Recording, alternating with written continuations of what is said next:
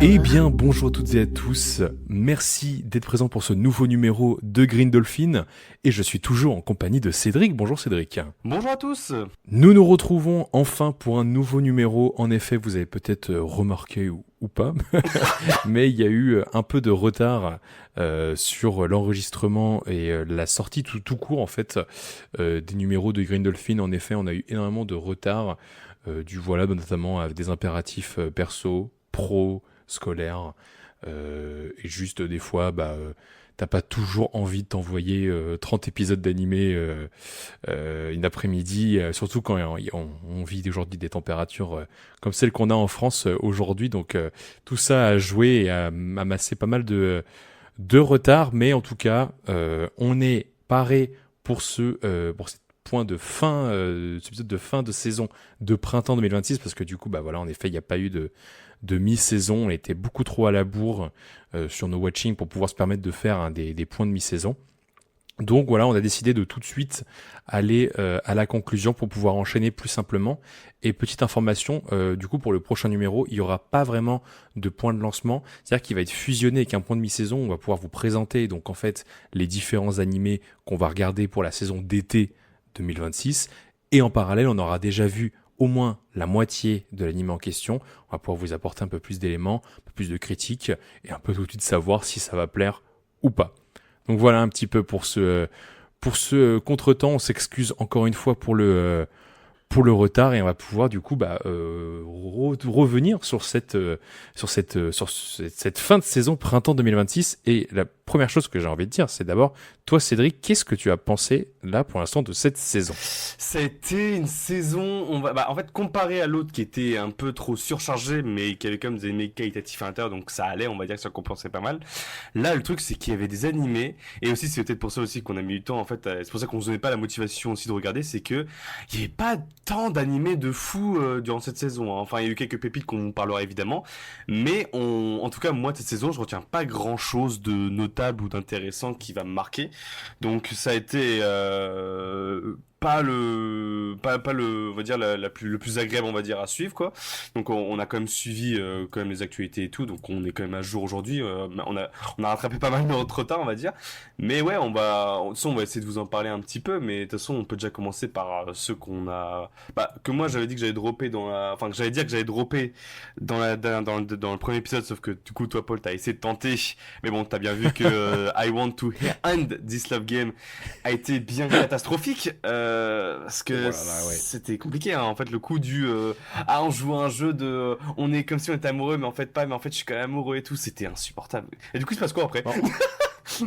En fait, sur le papier, moi, ça me disait, tiens, pourquoi pas, c'est rigolo. Il y a déjà des trucs un petit peu dans le genre où on a deux personnes qui s'enferment dans un jeu, et voilà. Mais en fait, le concept est épuisant au possible. Ça vient constamment briser toutes les émotions à n'importe quel moment. Ça casse même des vannes, alors que c'est censé être une vanne. Ça vient recasser des vannes derrière. Donc en fait, c'est juste super chiant, arrêtez de jouer à ça. Vraiment, c'est juste pas très drôle comme jeu. Et et en plus de ça, je trouve que tous les persos sont archi cringe, et surtout les deux personnages principaux, je les trouve mais d'une gênance terrible, vraiment les interactions. Et puis ça tente des fois des petites vannes un peu du style sous la ceinture. Je suis vraiment, oh mon dieu, en fait, c'est vraiment du mauvais goût dans un concept qui est très épuisant. Donc en fait, au bout de 5 épisodes, mais tu n'en peux plus, tu as envie de te barrer de là. Et c'est exactement ce qui s'est passé. Je me suis cassé de cet animé et j'ai juste droppé complètement. Ouais, I Want to End This Love Game, pas la folie. En plus, ça tourne en rond, et puis en plus de ça, moi je me souviens, le premier épisode, c'était une catastrophe en termes de rythme. Genre, je me souviens, c'était quand ils étaient devant leur maison, ça avait duré genre 15 minutes à parler et à faire des vannes. C'était insoutenable. Du coup, c'est pour ça que je me dis, mais à quel moment tu te dis dans ta tête que je vais aller jusqu'au bout de ça, quoi. Enfin, déjà que t'as des personnages insupportables et qu'en plus c'est mal rythmé, c'est compliqué de tenir la barre, quoi. Donc Ouais, non, oui, mais non, c'est clair. on a bien mis ça à la poubelle et on est passé à autre chose. Notamment, bah, il y avait The Rampart of Ice qui, pour le coup, alors là, c'est pas un mauvais animé, mais c'est juste qu'en fait, comme on disait, il y a eu trop d'animés donc à rattraper, donc forcément, il fallait faire des sacrifices à un moment. Et du coup, bah, The Rampart of Ice a fait partie de la liste. Ouais, c'est clair. En fait, et surtout, ce qui est important aussi, je pense à dire, c'est que I Want to End This Love Game, c'était vraiment la seule, avec un autre, on va dire, la seule vraie bouse, parce qu'il y en a un autre quand même, quand je vais m'occuper de son cas Ah après. oui, j'avais oublié. Euh, mais après, on va dire que tout le reste, c'était très souvent moyen, mais pas moyen bien, plutôt moyen chiant. Et pour le coup, bah, Rampart of Ice rentre un peu là-dedans. Il y a des bonnes idées. Ils ont cherché à faire évoluer le concept de base, qui je rappelle, Rampart of Ice, en gros, le concept, c'était qu'en gros, bah, il y a une meuf qui s'est fait harceler, et du coup, maintenant, elle est devenue très froide avec les gens, et du coup, elle est vue comme un mur de glace. En gros, voilà. Et il y avait moyen que ça soit hyper répétitif. Au final, ils trouvent quand même pas mal de bonnes idées pour un peu relancer l'intrigue et tout. Sauf que, en fait, ça avance pas. C'est très très lent. C'est très très lent et ça avance pas des masses, j'avoue. Et je suis allé je suis allé à plus de la moitié de l'animé sur les 14 dispo et j'avoue que en fait, je me suis dit, je vois déjà où ça va aller. Je sens que ça va faire comme toutes les romances, on va dire, en première saison, ou alors de ce type-là, de mode, bah, on va avoir des persos qui sont à point A, qui vont pas tant arriver que ça au point B, qui vont toujours arriver un peu au même stade d'évolution du milieu animé jusqu'à la fin. Et je me suis dit, est-ce que j'ai vraiment envie de m'infliger ça? Est-ce que j'ai vraiment le temps de m'infliger ça? Je me suis dit, bah, non, tant pis, je passe à autre chose et voilà. Donc je pense que je ne remettrai pas le nez dans The Rampart of Ice, sauf si j'entends des échos de oh là là, la fin de malade. Et là peut-être j'irai voir, mais non, pour moi ça a été l'arrêt. Mais du coup, ce que je vous disais en préambule, c'est il y avait deux grosses merdes. Parce que donc voilà, la première I Want to End This Love Game, voilà, ça dégage. Par contre, alors il y en a un, c'est vraiment l'irréductible, hein. C'était nul en saison 1, c'est toujours nul en saison 2, hein. Ça, je Et comprends pas. c'est bien sûr The Beginning After the End. Faut savoir que ce connard, il a préféré finir cet animé plutôt que d'autres animés qui étaient pour le coup quand même un peu plus intéressants. Enfin bref, c'est un scandale. Vraiment, c'est un scandale. Tu te tortures Ah ça, oui, c'est vraiment. dingue, hein. Oh là là. Mais parce que je dois avoir une espèce de curiosité morbide de savoir pourquoi il y a une hype sur cette œuvre. Et encore une fois, je vais redire la même chose que ce que j'ai dit sur la saison 1 dans les précédents épisodes. Qu'on me dise que oui, c'est mal adapté. Certes, mais je suis désolé, il y a des trucs fil rouge euh, qui sont vraiment genre dans la conception de base de l'univers, mais qui sont pourris. Enfin, je suis désolé. C'est les designs, l'intrigue, le personnage principal, les pouvoirs et tout, mais c'est pourri quoi. C'est pourri. C'est du déjà vu, du réchauffé, et tout ça sous couvert sur une animation mais catastrophique. Très drôle, épisode 6 ou 7, 6-7, Non, il a de... osé. oh non, de Non, Beginning of the End. Il y a un moment où genre les personnages se parlent et tout, un peu en mode ah merci de m'avoir sauvé nanana, et c'est tellement mal foutu que le personnage principal, dans la perspective de comment c'est réalisé, il ne regarde même pas droit dans les yeux le perso, on dirait qu'il regarde à côté. Et il est là, oh pas de souci, je suis content de t'avoir sauvé. On dirait qu'il regarde le vide comme, comme un gros Le gros dépressif. débile. Alors Ok. il est censé les regarder dans les yeux. Enfin, bref, plein d'espèces de ratés comme ça. Et ça, vous en avez genre tout le long. Je parle même pas du gros monstre en CGI dégueulasse pourri dans l'épisode final. Donc, vraiment, le studio, pitié, pas de saison 3. Mais surtout que je comprends pas parce qu'ils ont coupé quand même la saison 1 en deux pour potentiellement améliorer les choses et au final bah ils ont rien fait de changer en fait. Ça reste la Bah même ouais, merde. c'est exactement C'est ça. que moi je C'est comprends exactement pas. ça. Pourquoi ils se font du mal comme ça? C'est Ouais, trop parce bizarre. que à la base, ça devait être 24 épisodes, la saison 1. Ils avaient arrêté pour en faire deux parties différentes. Et ouais, au final, ils ont pas retouché, mais je pense qu'ils avaient juste trop honte et ils se sont dit, bon, bah, vas-y, On va pondre ça maintenant et puis voilà. Et j'ai pas vu pour l'instant de saison 3 annoncée ou confirmée. Je pense que le studio va gentiment se remettre de sa petite douche parce que je pense que tout le monde s'en branle maintenant de Beginning of First et ça donne même pas envie d'aller lire pour essayer de se dire ah bah tiens pourquoi pas des choses intéressantes. Je trouve que ça te dégoûte tellement de l'œuvre mais t'as juste envie de te barrer de là en fait. Je ne veux plus jamais avoir affaire à ce truc là quoi. Non mais c'est pas évident. Après, ce qui sera plus difficile, c'est que du coup, ça reste quand même One Piece qui du coup avait repris ça en format saisonnier. Et en fait, tu vois, on s'est dit pareil, ah, comme peut-être The Beginning After the End, peut-être que du coup, là, le fait qu'on passe maintenant à un animé saisonnier, qui mette le temps maintenant de vraiment prendre bah maintenant plus de temps à traiter l'animé, on se dit bah ça se trouve ça sera mieux machin machin. Et en fait non, comme le Beginning After the End, c'est les mêmes défauts que l'animé de base, c'est-à-dire que le rythme est d'une catastrophe, mais parce que moi je suivais One Piece en animé un peu d'un œil, parce que moi comme j'ai le manga je regarde plutôt l'animé où j'ai bien aimé un chapitre, du coup je veux regarder comment s'adapter en animé, mais à part ça je regarde pas non plus tant que ça l'animé, et du coup je me dis bah comme sans saisonnier, du coup ça veut dire que ce sera beaucoup plus rythmé, ce sera beaucoup mieux, et non c'est toujours une catastrophe.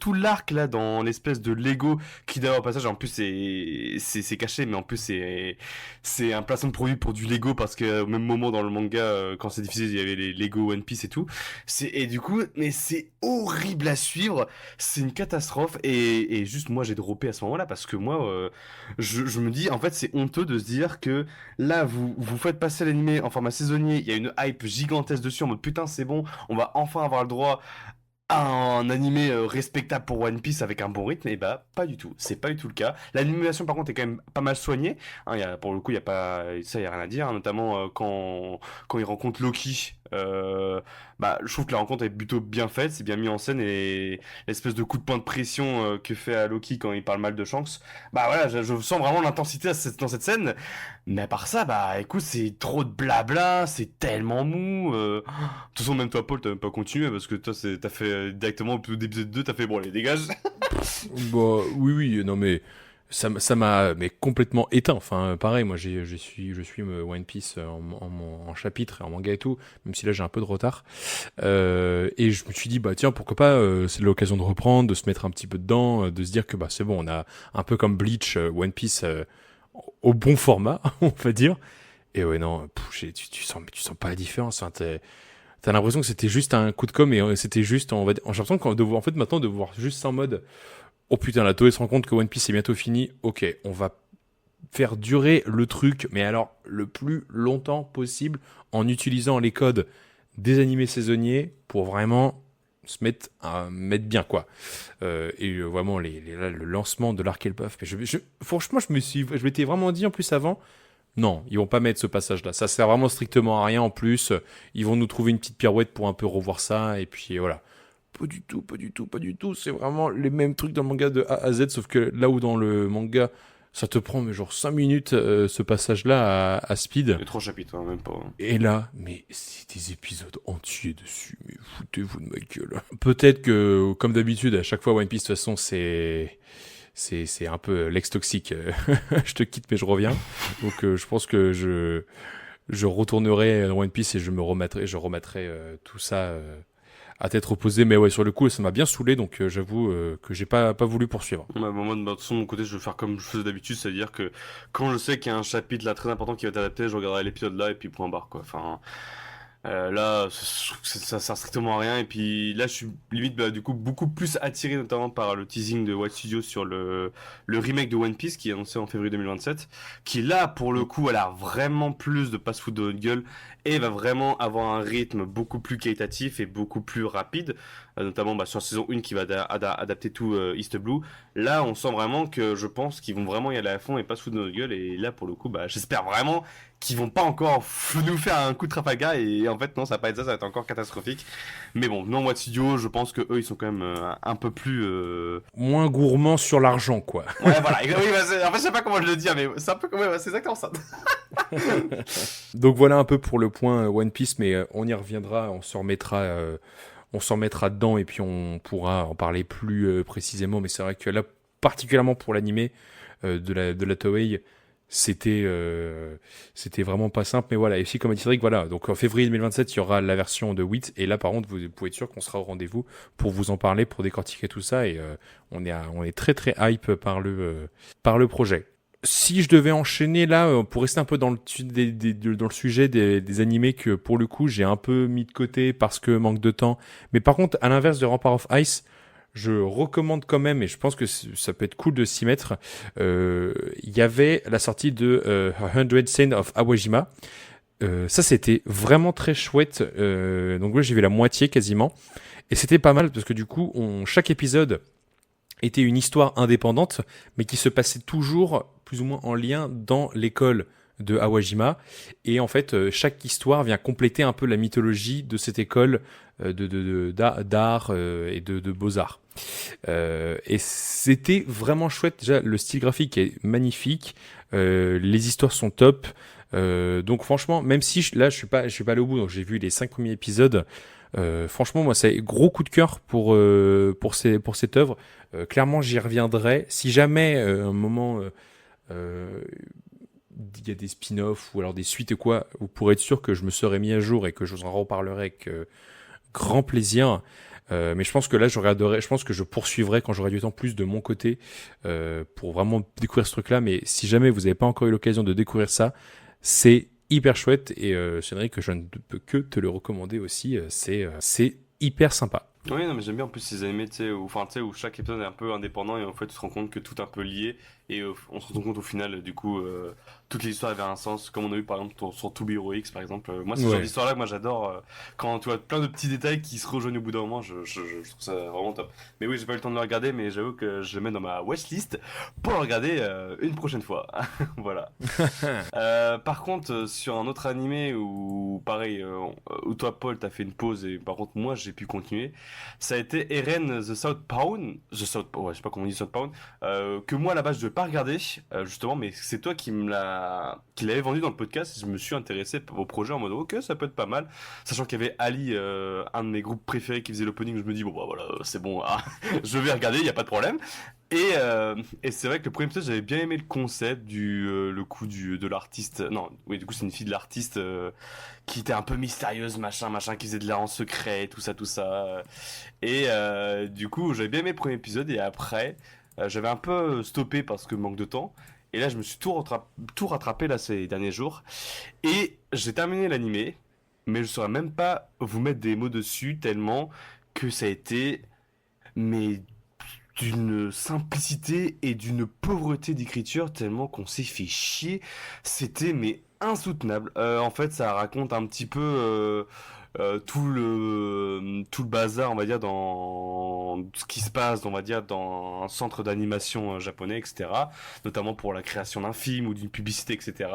Après, ça part un petit peu dans tous les sens. On va parler à un moment de mannequinat, etc. et tout.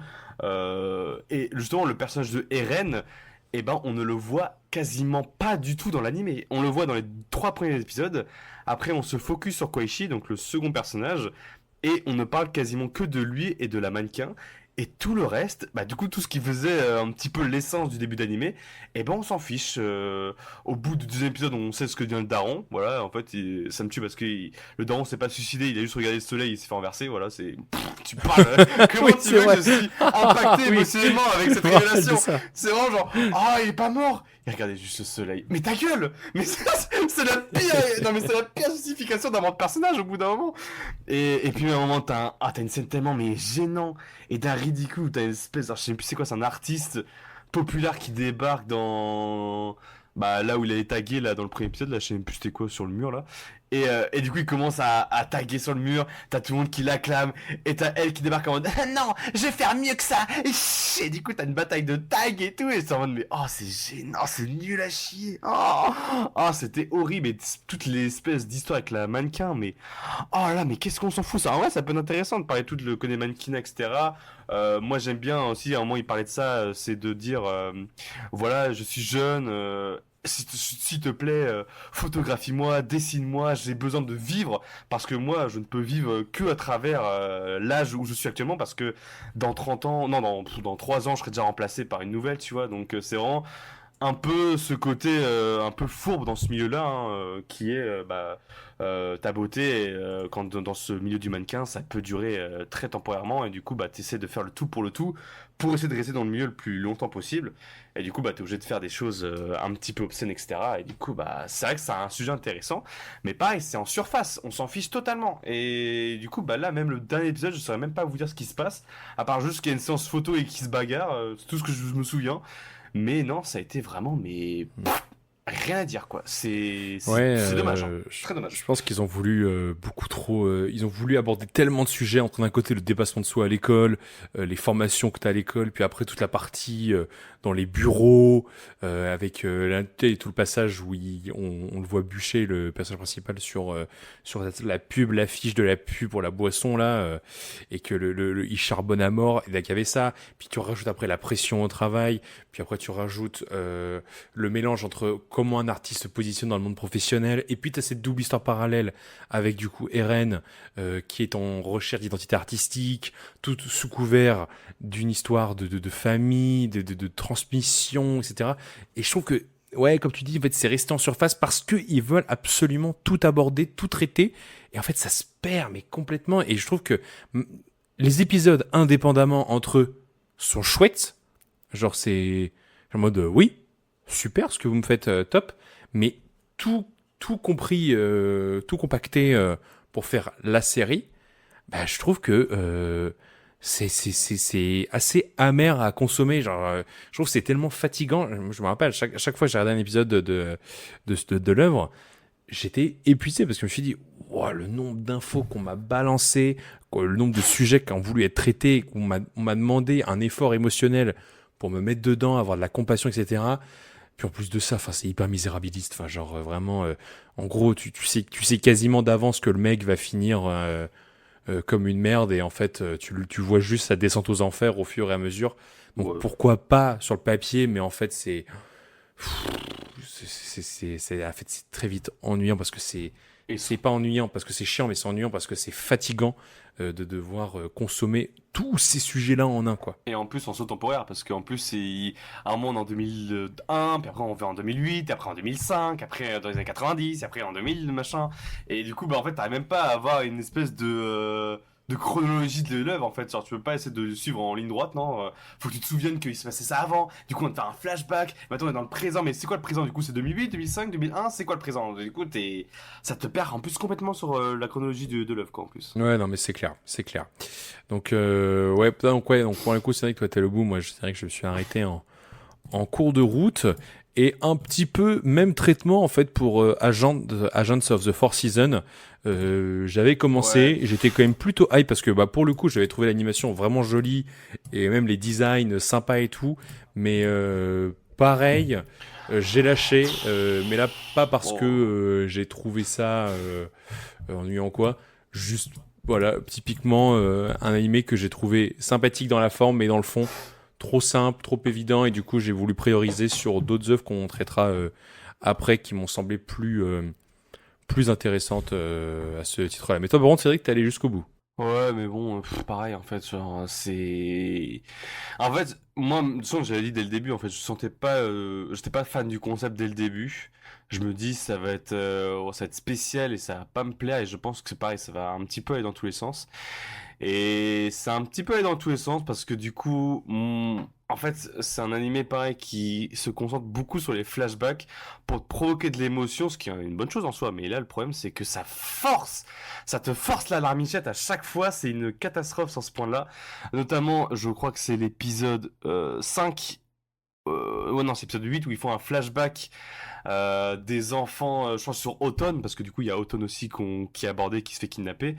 Et le flashback, mais qu'est-ce qu'il est insupportable. Non, c'est les trois gosses, en gros, qui se font kidnapper, hiver, printemps et l'autre là, j'ai oublié son blase, qui se font kidnapper. Et oh, la scène, comment elle est chiante à crever en fait. Et ça se joue, tu sais, c'est vraiment l'animé à Oscar. C'est-à-dire que vraiment sur le doublage, mais ça gueule. Mais j'ai trouvé ça, mais j'ai jamais vu un animé aussi insupportable dans ses comment dire, dans ses émotions, parce que vraiment ça a créé des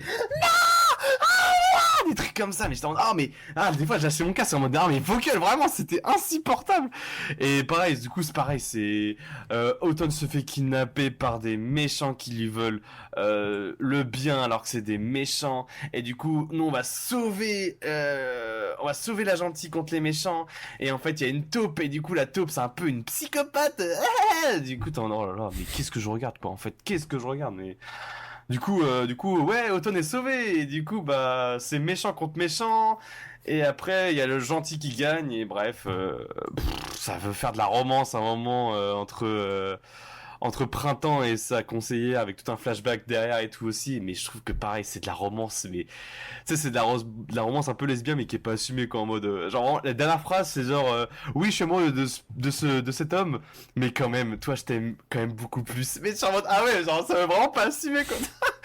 Du coup, je suis en mode, mais pareil, hein, c'est un animé qui va pas me marquer tant que ça, alors que quand même, c'est quand même celle qui a fait Violet et Evergarden, qui, putain, lui, m'a marqué à vie, quoi. Et là, je trouve vraiment, mais que c'était, mais y a rien à dire, quoi. C'est inintéressant, c'est cliché au possible, c'est nul, quoi. Franchement, c'est nul. Peut-être que, par contre, moi, je pense que tu vas plutôt bien aimer Paul quand même, je pense. Mais bon, moi, perso, ça m'a pas touché. Et par contre, en termes d'animation, oui, y a rien à dire.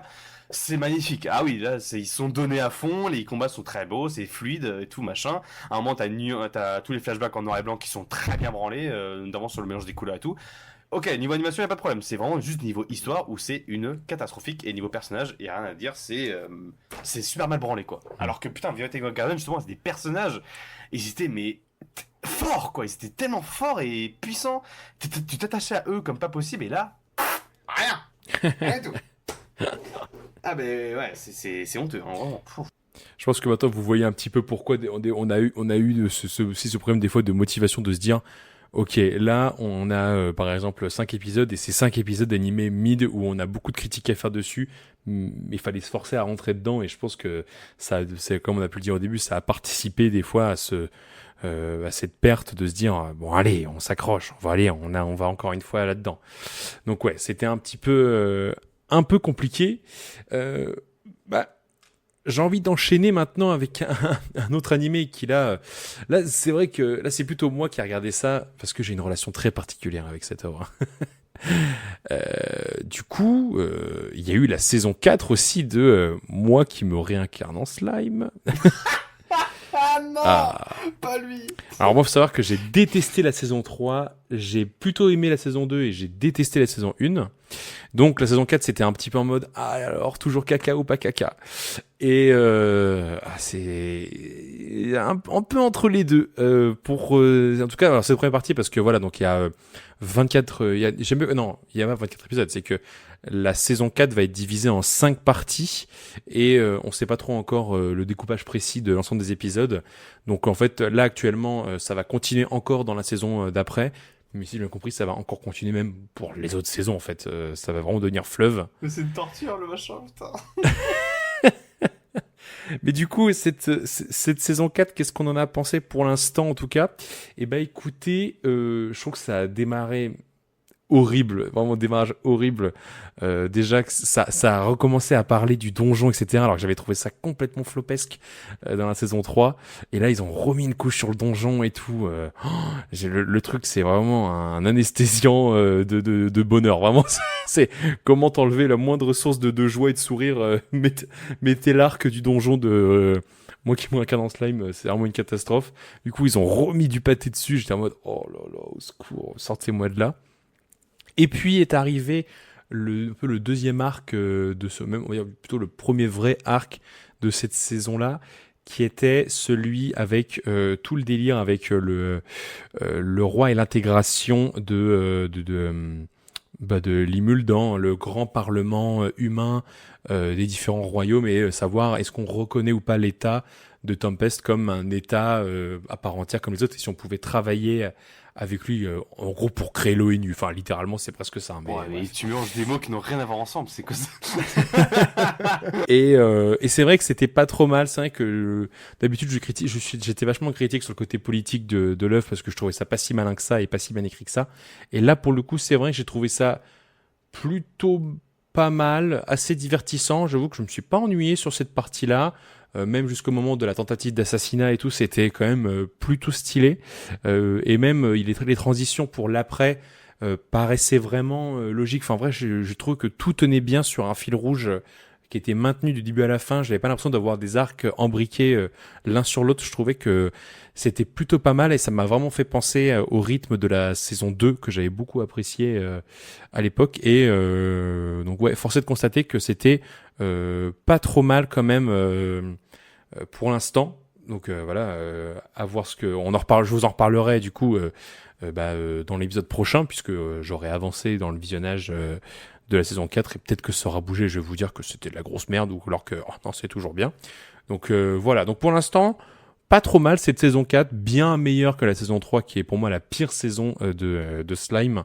Vraiment, c'est dire carrément, même le film spin-off est meilleur que la saison 3, c'est vous dire. Parce que j'ai aussi vu les films. Ouais, le mec pourquoi va au bout des choses. Ça mais putain, c'est pas vrai. Mais voilà, donc c'était pour l'instant c'est pas trop mal. C'est pas trop mal. On va rendez-vous en 2029 pour la conclusion.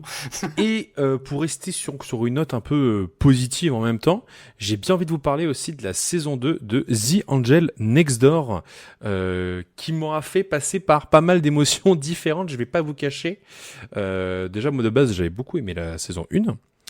Et cette saison 2, alors, je savais pas au début quoi en penser. J'étais en mode, c'est de la merde, et en même temps, c'est pas si bête en fait. En gros, la saison 2 du coup reprend vraiment travail sur l'idée de maintenant qu'on est en couple, comment on fait vivre le couple en tant qu'ado. Donc en fait forcément t'as ces questions de puberté qui entrent en compte, un peu le début de la sexualité. Et surtout cette partie alors c'est hyper axé sexualité sur toute la moitié de la saison. Yes. Et yes. Et j'avoue que ça m'a mis des fois très très mal à l'aise parce que c'est vraiment il y a eu des phrases, je me suis dit oh, putain il est gourmand l'auteur parce que attends ça genre il y a des scènes où juste ça se fait des câlins et tout mignon cool. Et à un moment, plan sur les seins de la meuf. Oh. Le mec qui regarde comme ça en mode oh ouais. Et ça lâche des phrases de Oh, le gros kiffeur. oh non, on devrait arrêter de se faire un câlin. Je pourrais plus me retenir. Je suis en mode Oh, what the fuck, mais t'es un malade, mec. T'es juste un malade. Et c'est ça un peu tout le long. Surtout au début quand ça parle full sexe. Oh. Et c'est un peu ça tout le long. Donc ça m'a mis un peu mal à l'aise, mais en fait à côté de ça, c'est pas mal. Il y a des sujets sur un peu l'émancipation qui est cool et sur le côté indépendance de quand on est jeune. Donc il y a l'opposition qui est bien traitée face aux parents et comment on fait pour traiter c'est un peu cette envie d'indépendance quand on a soit des parents qui sont hyper laxistes ou alors inversement des parents qui sont pas du tout laxistes sur ce sujet-là. Du coup, t'abordes pas forcément les sujets de la même manière. T'as aussi tout le travail de vivre ensemble, de voilà maintenant on est en couple et en plus de ça on est plus ou moins en coloc. Comment on fonctionne, comment ça marche. Quelle est ta relation aussi que tu as avec tes potes? Parce que c'est vrai que c'est pas toujours acquis dans un couple de savoir quelle place tu donnes à tes amis dans ton couple. Est-ce que ça peut fragiliser les choses? Est-ce que la jalousie peut entrer en compte? Donc ça, c'était plutôt bien traité. Et puis forcément, l'aspect un peu découverte, j'aime bien aimer. Si je dois revenir sur la partie sexualité, si j'enlève ce truc-là que je trouvais vraiment détestable, des petites phrases vraiment... ils se font plaisir là.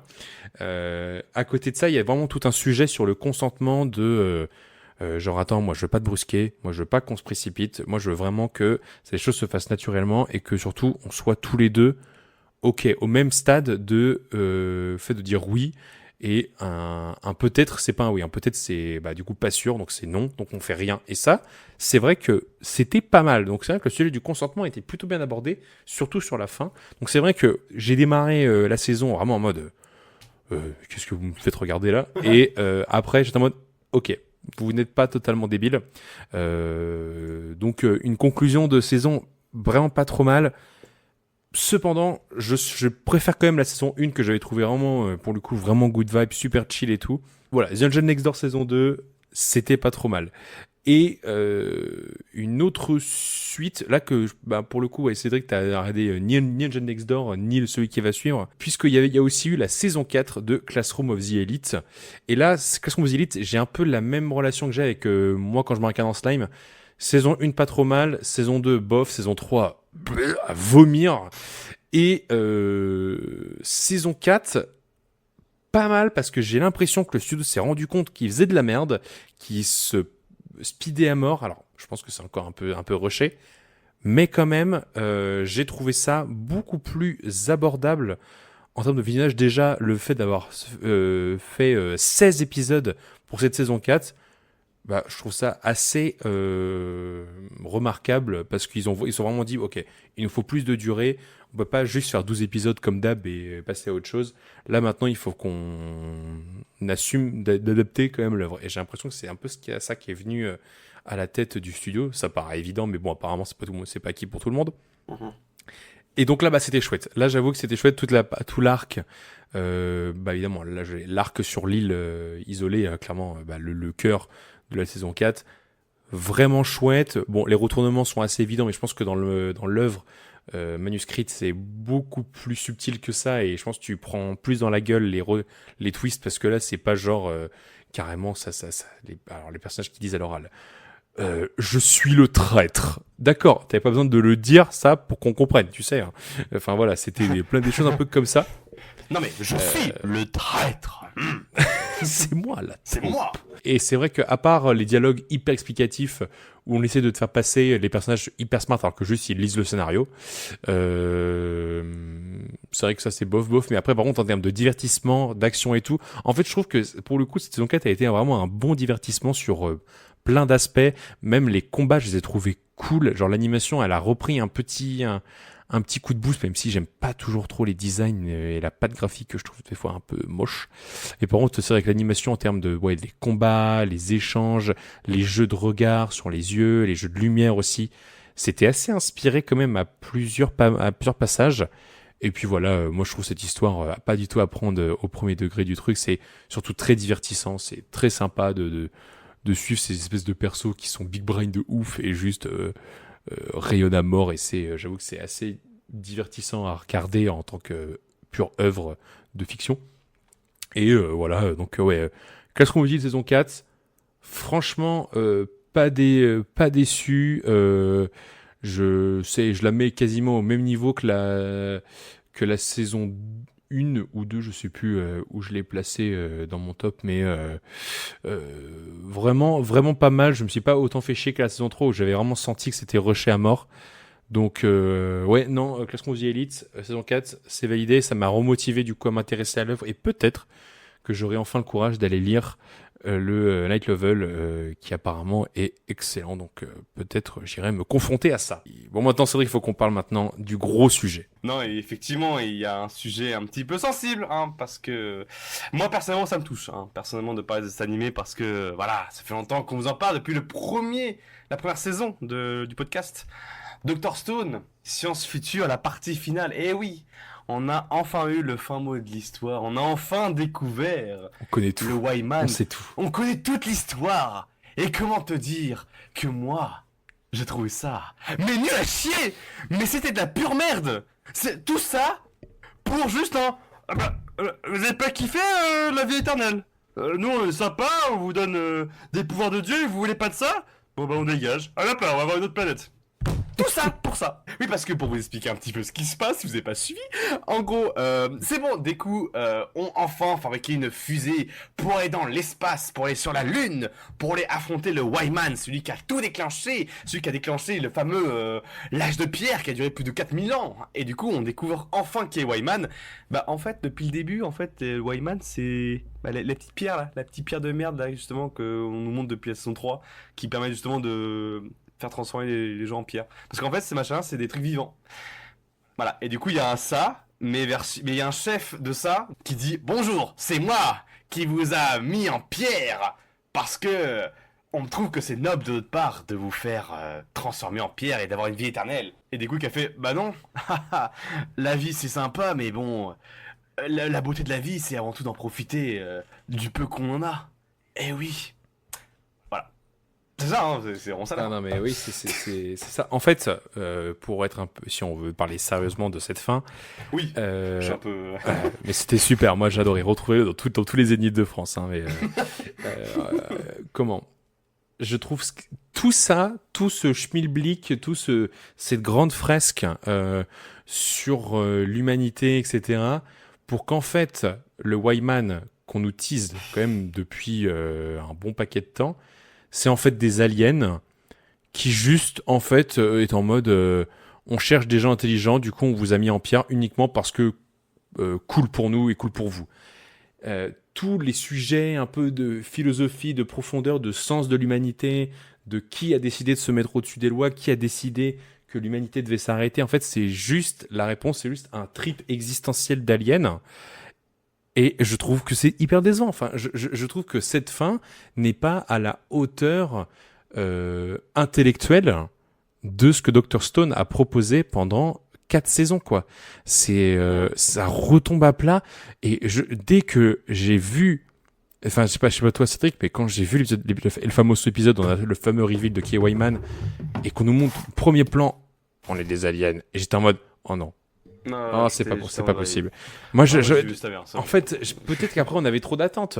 Et c'est vrai que moi, dans ma tête, on allait rencontrer un bonhomme, un être humain qui a décidé de faire ça parce qu'il avait X ou Y raison, avec un background, avec un passé, un peu comme dans, pour ceux qui ont vu la série Dark, un peu comme dans la série Dark, où en fait on rencontre la personne qui est à l'origine de tout, et en fait on pense que c'est un plan machiavélique, et en fait c'est avant tout une erreur, ça s'est joué à pas grand chose, et en fait toute la série a été créée sous une erreur, et j'aurais adoré que ça soit un truc un peu dans ce style-là, qu'en fait c'est l'humain qui a voulu trop s'approcher de la perfection technologique, ou alors au contraire une mentalité un peu belliqueuse contre l'humanité, et en fait c'est juste des aliens. Voilà. Mais moi, ce que j'aurais voulu, c'était un mec, en gros, qui voit le monde capitaliste d'aujourd'hui, qui, en gros, voit, en gros, que, voilà, il voit que le monde pue la merde, il voit que ça va pas, et du coup, il décide de détruire la Terre, mais d'une façon un peu plus poétique, c'est-à-dire que, en fait, on va juste mettre les humains en mode pierre, et puis on fait revenir la nature sur Terre, et puis voilà, basta. En fait, juste pour que la Terre retrouve son air d'avant les humains, pour qu'elle retrouve un peu bah tu sais, genre tout son côté nature, etc. Tu vois, genre en gros, qu'il n'y a plus d'humains quoi sur la Terre quoi. Et je me dis, là, c'était une belle fin. Genre, tu vois, une personne qui fait ça pensant faire le bien, etc. Mais qui oublie que forcément, il y a des humains. Bah, il y a des bonnes choses dans le monde, etc. Et des choses qui sont moins bonnes. Et enfin, bref, juste un mec qui a fait une erreur, quoi. Enfin, tu vois, vraiment juste un humain qui pensait bien faire les choses, tu vois. Vraiment, pour qu'on ait vraiment une sorte de morale un peu derrière, tu vois, etc. Après, voilà. Et quand tu vois, voilà. J'ai envie de dire, là, on fait genre de pas comprendre pourquoi. Enfin, évidemment qu'on voit le double sens d'un mode, regardez, il y avait aucun être humain assez fou pour faire ça, et qu'en fait, c'est une autre intelligence, et en fait, ayez foi en l'humanité, parce qu'en fait, on n'est pas fou à ce point-là. Mais je trouve ça, mais d'un bateau, mais fou, surtout, je trouve que c'est pas du tout dans l'ADN du truc. En fait, à ce niveau-là, fallait juste laisser Dr. Xeno comme le méchant final, assumer d'avoir buté des personnages à un moment donné, parce que si c'est pour, en fait, là, je repense à tous les arcs qu'on a passés. Tout l'arc avec Dr. Xeno, où on t'a quand même maintenu des persos en vie, on en a rajouté plein en plus de ça. Tout ça pour, en fait, cette fin-là. Oh là là là, ouais, non, c'est... j'étais plus du tout dedans. Enfin, après, on te montre tous les moments, tu sais, où on voit les personnages qui se marient, qui font leur vie et tout, machin. Le monde va mieux. Et j'étais tellement plus dedans, j'étais juste en mode... Oh là là. Mais surtout qu'en plus... Je me dis, là, du coup, peut-être que c'est peut-être le bon moment, on va dire, de refaire une planète un peu plus saine, etc. Je me dis, mais non, là, le but à la fin, c'est de faire revenir les 7 milliards de personnes en vie. Alors, je veux bien, évidemment, c'est logique, hein, mais dans un sens, on est quand même en surpopulation actuellement. Je me dis, ça serait peut-être bien un petit peu de parler justement de la surpopulation, ou peut-être un peu de changer un petit peu le monde qu'on a d'aujourd'hui du capitalisme, en passant à autre chose, tu vois, ou un truc un peu plus sain. Évidemment, en fait, on revient juste à la même époque qu'il y avait avant. Du coup, je me dis, mais en fait, quel intérêt? Mais genre, c'est des scientifiques, enfin, je sais pas, vous êtes assez intelligents pour essayer de faire un monde meilleur, et bah non, au final, on va juste faire le même monde qu'avant. Bah, quel est l'intérêt en fait? Je vois pas l'intérêt. Je comprends pas. Ouais, je vois bien, c'est genre, bah, encore une fois, c'est ce côté de ayons foi en l'humanité, même s'il y a les erreurs, même s'il y a des profils, on sait qu'il y a des gens qui sont plus que discutables et méritent d'être jugés, bah voilà, on n'est personne pour juger le monde actuel, etc. Mais En fait, Oui, on n'avait pas ça. besoin de se bouffer 4 saisons, dont une saison finale en 3 parties, pour comprendre ça, en fait. Enfin, genre, je pense qu'on s'attendait à un plus de divertissement et surtout plus d'audace dans la proposition de fin. Enfin, en fait, c'est vrai que je suis un peu tombé de haut quand j'ai vu la fin.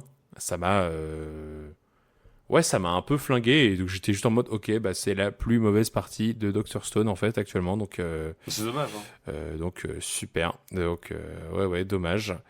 Mais en tout cas, donc voilà, donc Dr Stone c'est terminé. Je pense que j'en garderai quand même un bon souvenir. Je pense que je ferai un peu abstraction de la fin et juste de me dire que c'était trop bien, trop de bons moments passés. Ça nous a vraiment accompagnés sur quasiment toutes les années, toutes les saisons d'animé qui sortaient. Ils ont tenu la route. Il n'y a jamais de problème de production. Oui, c'est vrai. Toujours tenu leur délai, avec des bons rythmes dans l'histoire, etc. Moi, j'oublierai jamais la saison 2, la Stone Wars, qui était vraiment trop bien. Enfin, vraiment, cet arc, moi, il m'a trop fait kiffer. Bah, moi, là, sur saison 1, tu Euh, vois, parce que moi, j'aime bien la beauté de. On essaie un petit peu de revenir. Bah, on est à l'âge de pierre, du coup, on essaie de faire les basiques, tu vois. Essayer de faire du verre et essayer de construire une cabane. Ça, vraiment les basiques de la base de survie. Et moi, j'aime bien ce côté-là. Et puis, justement, la fin où on fait le disque de diamant pour écouter un CD. Moi, je trouve ça magnifique, tu vois. Genre. Mais bon.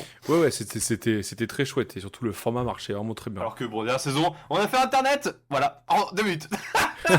Ouais, c'est clair. C'est clair. Vraiment, en saison 1, on passe 1000 ans à faire des bols.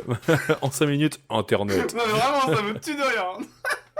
Mais enfin voilà pour Dr Stone. On vous invite quand même à découvrir l'œuvre pour ceux qui n'auraient rien vu. Et si vous avez lâché en cours de route, mais reprenez, allez découvrir tout ce qu'il y a à voir. Même si bah du coup si vous êtes là, vous avez entendu la fin. Mais il y a tellement de choses à voir dans Dr Stone. Puis l'humour est quand même plutôt bien recherché. Il y a quand même des blagues qui sont cool, plein de personnages très sympas. Voilà, moi Dr Stone, ça restera pour moi un bon shonen, une belle œuvre que je continuerai, je pense, de recommander régulièrement. Oui, surtout qu'en plus, il y a juste la dernière saison qui est pas ouf, hein, parce que sinon, toutes les autres saisons sont, pour moi, c'est que sans faute, hein, pour moi. Donc, Ah oui, vraiment, c'est vraiment des trucs très très très cool. cool, hein. Ouais. Complètement. Et sur un autre registre, et encore une fois, là, et moi j'adore ces animés-là. Vous savez, nous, c'est vrai qu'on adore aussi les animés où on nous fait découvrir des concepts, des métiers et plein de sujets riches et variés. Et on a eu ça cette saison, puisqu'on a eu Drop of God, donc un animé sur le vin et sur comment on déguste le vin, et tout ça au travers d'une compétition. Et pour moi, c'est complètement validé pour cette saison de Drop of God, donc les gouttes de Dieu. J'ai trouvé ça vraiment très chouette. C'est pas du tout en surface, on creuse vraiment euh, tout le sujet du vignoble, de la dégustation, du produit en lui-même. C'est-à-dire que on va traiter, on va prendre une bouteille, par exemple un Château Margaux, quelque chose du genre, et on va vraiment te dire, bah voilà, l'exploitant il s'appelle comme ça. Lui, il fonctionne comme tel. Du coup, en fait, sa façon de récolter le raisin, ça va lui donner tel goût, telle saveur, tel arôme. Et en plus de ça, il traite son vin de cette manière-là. Donc, c'est pas comme les autres. Il le récupère à cette saison-là et dans telle région de France. Nous, après, on va conserver le vin comme ça. Et alors, pour le déguster, c'est plutôt en mangeant avec ça et on va le boire de cette manière-là. Hyper intéressant, pas du tout éducatif comme pouvait l'être Ruri Rocks, qui parlait des cailloux, des minéraux, etc., où c'était vraiment littéralement des PPT de cours à la suite, malgré une super animation. Là, c'est vrai que animation pas folle pour Drop of God, mais passionnant sur le sujet. Et puis, bah, au-delà de ça, je pense qu'il joue aussi, c'est que je suis moi-même très intéressé par ces sujets-là de base. Et donc, moi, ça m'a complètement embarqué. Et donc, en plus, ça continue saison prochaine. Donc là, j'ai trop hâte de découvrir ça, quoi. Ouais, moi, je n'ai pas vu, mais oui, c'est vrai que ça avait l'air vachement intéressant. Le concept du vin. Après, moi, je suis un peu moins vin, donc peut-être pour ça aussi que ça m'a pas donné tant envie que ça. Mais comme Bartender que moi j'avais vu à l'époque, pareil, j'étais pas non plus un grand fou des cocktails, etc., hein, et tout, et pourtant ça m'avait vraiment passionné. Donc en vrai, peut-être que ça peut m'intéresser, peut-être que je peux trouver une passion là-dedans, donc pourquoi pas en vrai. Il faut que je me mette dedans. Sans transition, mais un autre animé qui est assez proche dans l'idée que là, c'est plutôt l'inverse. C'était le packaging avait l'air sympa, mais c'est plutôt dans le fond, on va avoir du problème, je pense. On va parler de Petal of Incarnation. Cédric, parle-nous un peu de Petal of Incarnation. Bon, mais ouais, en fait, le truc, c'est que moi, ça me faisait trop rire, le concept. Attends, c'est quoi déjà le concept? Le concept de base, c'est que en gros, il y a des espèces de couteaux qui sont sur Terre, et en fait, quand tu te tranches la gorge avec le couteau, tu obtiens le talent d'un personnage historique du monde. Ouais, voilà, et en fait, moi, le concept à la base me faisait bien rire et tout, et je me dis, ah, c'est marrant, on voit du coup les plus grandes figures dictature ou les les personnes les plus influentes des siècles, etc. Et je me dis, genre, c'est trop marrant de voir, je sais pas, Picasso contre Hitler, je me dis, c'est marrant, tu vois, mais. Ouais, bon. Moi, au bout de 3-4 épisodes, j'étais en mode, ouais, bah en fait, c'est rigolo, mais le truc, c'est ça veut tellement se prendre au sérieux, ça veut tellement être premier degré, en fait, que moi. Ah, c'est un pétard mouillé, genre ça veut pas.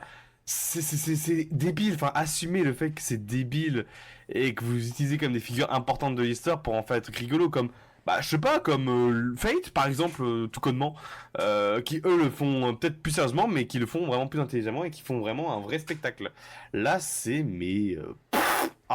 pas drôle, ça me fait pas rire. Les car design, je trouve, mais c'est affolant comment il y a. Ça veut trop être détaillé pour rien, c'est n'importe quoi. Mais par exemple, toi, vraiment, t'as Picasso qui débarque, tu te dis, ah ouais, c'est marrant comment il est designé, et puis même le car design de Edward Wayne Newton, je crois, ouais, c'est ça, avec la pomme, bon, bah, c'est marrant. En fait, les car designs peut être marrants, mais celui du personnage principal, je suis désolé, mais il est dégueulasse, hein, mais c'est horrible, c'est horrible. Du coup, moi, je suis pas rentré dans le. Enfin, franchement, j'allais rentrer dans le délire, mais ça s'est pris trop au sérieux, du coup, moi, je fais, bon, bah, au final. Moi, je drop, en fait, je devais faire un sacrifice encore une fois, hein, mais du coup, lui, j'ai fait, allez, dégage, ça m'intéresse pas. Ouais. Petal of Incarnation, je pense, rêve d'être un Fate et se dit, c'est vraiment dit, pourquoi dans Fate, on en montre qu'une dizaine de personnages historiques, mais moi, je vais t'en montrer 50, en fait. Enfin, c'est ça. Et là où je trouve que la mise en scène est pas trop mal, enfin, on joue vraiment sur les couleurs et tout, la nuit, comment c'est fait, les pétales, et tout ça, enfin.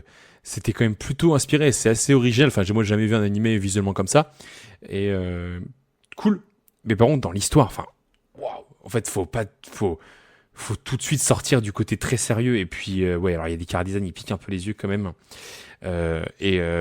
comment ça se prend mais la tête pour rien.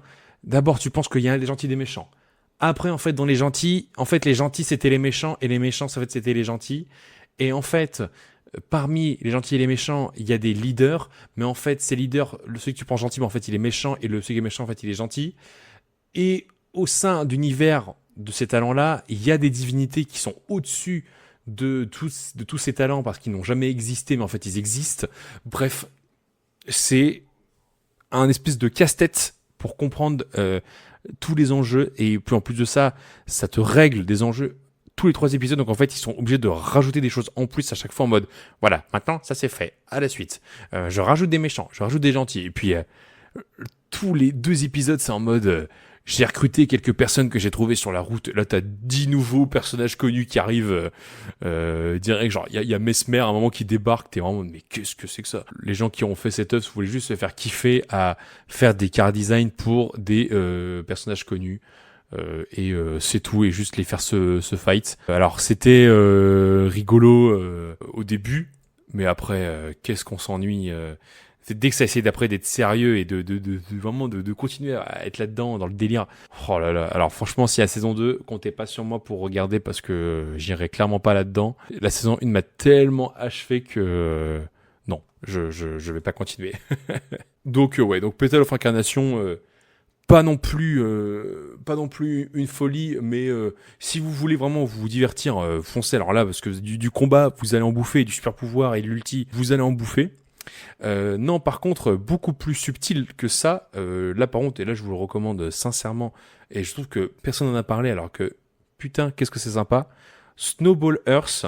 Franchement, j'en attendais, mais alors rien du tout. Putain, qu'est-ce que c'est bien. Donc ouais, Snowball Earth, je rappelle, donc c'était l'animé un peu de mecha de la saison, où on suit donc le héros avec son robot et tout machin, qui pense avoir gagné le combat contre les kaiju et nanana. Et en fait, il s'est fait trahir par son propre gouvernement, littéralement. Et il revient sur Terre des années plus tard. Et en fait, il ne sait pas ce qui s'est passé, mais la Terre est complètement de retour à l'ère glaciale avec son robot. Et il va essayer de comprendre ce qui s'est passé sur Terre. Donc, en fait, on va voir ce côté un peu mélancolique post-apo. Et en même temps, avoir ce truc méca. C'est vrai que dans le méca, on a toujours un peu les sociétés hyper avancées, ultra tech et tout, et après ça se met sur la gueule, que ça soit dans 86 ou dans Code Geass. Là, c'est la dèche. Vraiment, c'est la dèche. Même le robot, il est mal en point, il est tout pété, c'est plus qu'une tête avec 2 pieds et 2 bras. Vraiment, il est tout mignon. Et faut survivre dans le désert glacial, retrouver des survivants. Et déjà, donc ça, pour moi, super idée. Et en plus de ça, l'animation, mais fou. Alors c'est du full CGI, mais c'est tellement pas un choix économique, mais tellement un choix graphique, visuel, un peu comme le studio Orange, qui fait vraiment des choix comme ça. Et j'ai trouvé ça trop bien. Et alors vraiment, l'épisode 10, il y a un combat entre un kaiju et donc notre cher personnage principal avec son robot, qui vraiment, là, ils se sont vraiment donnés à fond. Hyper stylé, vraiment. La chorégraphie de combat, top, tu comprends tout ce qui se passe, vraiment trop chouette. Et puis en plus de ça, il y a une espèce de double intrigue, puisque lui, en gros, le héros principal est quelqu'un d'extrêmement timide, qui en fait c'est toujours dit, vu qu'en fait son robot il parle et il a une IA implantée en lui, il s'est toujours dit pourquoi me faire des potes quand j'ai mon robot IA qui me répond, qui me fait tout ce que je lui dis. Donc ça n'a pas d'intérêt de se faire des potes. Et là, il a vu qu'il est dans un univers post-apo, qu'il a besoin de survivre, il a pas le choix de communiquer, d'échanger. En fait, il se rend compte qu'il a aucune base sociale, il a aucune base pour créer du lien, échanger. Et donc, il y a tout un travail de son côté là-dessus. Il comprend pas. Il se laisse des fois submerger par des émotions. À un moment, il est rongé par la colère, mais il comprend pas comment gérer ça et tout. Enfin, il est en mode, mais qu'est-ce que c'est que ça? Et j'avoue que c'est vraiment pas là. Alors, c'est un peu tiré par les cheveux des fois, mais j'ai trouvé ça hyper intéressant et je l'avais rarement vu dans des animés de mecha. Donc vraiment, pour ceux qui kiffent les mechas, et qui ont envie de voir des choses qui changent, parce que c'est vrai que c'est un peu là-dessus, on se fait un peu chier dessus. On a vraiment des choses qui changent. Snowball Earth, très très cool, et je pense qu'il y aura une saison 2. Donc voilà, je ne peux que vous recommander l'œuvre. Ça a été vraiment 13 épisodes de kiff, et j'ai vraiment hâte de découvrir la suite. Et même pour ceux qui aiment pas trop le mecha de base, je pense que ça pourrait vous plaire. Juste détail, le design des kaijus est dégueulasse. Voilà. Tous les kaijus sont dégueulasses. Gros big up au Piaf sans plume. Super. Il est infâme. Il est absolument infâme. Voilà, vraiment gros défaut, ouais, les car design des kaijus, alors que pourtant en plus tu les vois, mais alors à chaque épisode, là ouais non, là c'est chaud. Ok. C'est chaud. Eh ben écoute, un peu dans le même principe, on a du coup aussi l'IR Game du coup qui est sorti. Pareil, moi j'avais aucune attente dessus, honnêtement. Je me suis dit bon c'est un espèce de jeu de la mort à moitié, donc je me dis ça peut être sympa. Je sais pas, comme c'est un vieux manga adapté, je me dis qu'il y a un truc qui était intéressant à tirer là-dedans. Et bah au final, c'est pas du grand niveau en termes d'animation, en termes de scénario, c'est Squid Game, hein, littéralement. C'est littéralement comment on va essayer de trahir l'autre, etc. On fait pas mal de petits mini-jeux par-ci par-là. Mais moi je suis ultra diverti sur l'IR Game. Je trouve ça mais tellement cool. Le fait que tout le principe du jeu de minorité, je trouve ça excellent. Le fait que la personne qui doit gagner, c'est celui qui a le moins de votes. Et après, plus ce groupe se sépare, plus on a de moins en moins, plus on essaie de faire des stratagèmes en mode si je vote oui, et du coup lui est-ce qu'il va voter non et tout, etc. Du coup il y a tout un jeu qui se fait, une des manipulations qui se font par-ci par-là et tout, etc. Comment je fais pour obtenir un oui et trois non? Enfin bref, c'est des dilemmes quasiment impossibles, et je trouve ça kiffant à voir. C'est un peu comme on a eu avec Nausea dans la saison dernière, un petit peu dans ce sens où c'est un peu énigmatique. T'essaies un peu de trouver un petit peu comment ils vont se débrouiller pour ça là, parce que tu te dis il y a pas de solution là. Du coup tu sais un peu de chercher par toi-même et tout, et quand t'as la révélation t'es en mode ah putain, c'est malin. Et en vrai cet animé il est très malin. Ouais, en plus même si tu sais que c'est tiré par les cheveux, en plus tu t'en fous, t'es juste en mode oh putain, un divertissement de malade. Oui, parce qu'en plus, c'est vraiment des fois des trucs à la con en mode. Dès le début, ils te disent oui, alors, je sais pas si vous le savez, mais vous avez un badge où il y a un diamant qui vaut 100 millions d'euros. Et du coup, ils te lâchent ta info-là, t'es en mode. Mais en fait, genre, évidemment que du coup, s'il te le dit à voix haute, c'est littéralement un fils de Chekhov, donc évidemment que ça va avoir un impact plus tard. Mais du coup, le fait que tu l'as oublié, t'es en mode ah, mais oui, c'est vrai. Et du coup, c'est ah, mais d'accord, ok. Et du coup, je trouve ça, mais vraiment super. Pareil, tout le truc avec le jeu de la carte face avec le Joker. Ah, j'ai trouvé ça tellement fort. Et du coup, tu te dis, mais oui, mais c'est tellement ingénieux. Et là, bon, là, ça va continuer du coup dans la saison prochaine. Mais du coup, on est toute là partie avec les valises. Bon, là, par contre, on est vraiment sur un concept à la Mister Beast. Hein, mais avant l'heure, attention, parce que c'est sorti en 2006 quand même le manga. Mais si t'as avant, alors dans cette valise, il y a soit rien du tout ou 100 millions d'euros. Qu'est-ce que tu as? Du coup, c'est trop drôle parce que pour faire genre un petit peu qu'il y a de l'argent, du coup, tu dois montrer s'il y a vraiment de l'argent, il faut quand même que tu fasses l'acteur pour dire que comme quoi la valise est lourde que tout, machin, machin. Et du coup, comme la personnage principale, elle est un petit peu teuteux. Du coup, vraiment, elle fait un jeu d'acteur en mode ah, c'est lourd, ah. Du coup, elle pose sur la table. Et du coup, le mec fait bah, y a un dedans. Oui, y a un dedans. Ah, putain, merde. Mais du coup, c'est hilarant parce qu'en plus de ça, il y a une très bonne complicité avec le perso féminin et le perso masculin principal. Et je trouve ça hilarant. Bon après bon ça se voit que c'est un peu datant aussi parce que littéralement t'as un twist en mode ah en fait depuis le début j'étais un trans genre oula ok d'accord tu vas sur ce terrain là. C'est vrai que oui, par contre, ce qui fait défaut à l'œuvre, c'est son côté un peu daté. Déjà, le fait de le personnage principal est une nana qui est complètement débile et qui est vraiment dépeinte comme une espèce de cruche, qui est hyper naïve, qui veut faire sa petite vie tranquillou bilou, etc. Nanana. Et l'homme vient lui donner tout le savoir, toutes les réponses, etc. Nanana. Et c'est vrai que je suis un peu en mode, oh là, c'est un peu crispant quand même. Ouais. Et puis oui, toute le climax sur la meuf en fait est je suis un trans et tout, et en fait je fais juste ça pour manipuler les trucs et machin. Je suis vraiment en mode waouh. Ah ouais, la vision des transgenres bien dépassée, bien archaïque et bien transphobe en même temps. Donc ouais, ça c'est vrai que ça la fout un peu mal des fois. Tu sens que c'est pas de 2026 et encore. Et du coup, à part ça, super chouette, super divertissement, vraiment. Ouais, Liar Game, très cool, très très cool. Ouais, puis même il y a peut-être une petite morale en plus derrière qui raconte un peu l'importance de l'argent, l'importance de l'amitié, etc. Notamment dans toute la partie bullying, etc. Où il y a tout se dire, genre il y a juste une personne qui a voulu aider cette personne qui était toute seule à un moment, et du coup cette personne est récompensée parce que il a montré qu'il avait un cœur, etc. Alors qu'on est quand même dans un jeu où on peut être endetté jusqu'à des centaines de millions d'euros, mais si tu fais un geste bien, bah t'es récompensé derrière. Et je trouve que c'est un beau message à faire passer aussi derrière, un peu comme il y a eu sur Squid Game en vrai, mais je trouve que c'est toujours un petit peu important, même dans un animé un petit peu drôle, humoristique, de mettre des vraies valeurs dessus, et je trouve ça cool. Bon, franchement, c'est cool. Ouais. Et bah écoutez, je pense qu'on va maintenant arriver un petit peu, encore une œuvre, et puis après on va arriver vraiment dans notre top de la saison. Mais donc avant qu'on rentre un peu dans nos tops et vraiment dans nos grosses découvertes de cette saison, moi il y a une dernière œuvre que j'aimerais traiter quand même, que du coup moi j'ai regardé, mais toi c'est vrai que t'as pas regardé. C'est le remake 2026 de Hokuto no Ken, donc en français Ken le survivant, qui a été critiqué avant même que ça sorte. On annonçait tous la catastrophe, que ça allait être horrible et tout machin. Regardez la CGI dégueulasse et tout, vraiment fuyez. Alors, oui, la CGI est pas toujours très belle, voire vraiment des fois c'est un peu à vomir quand même.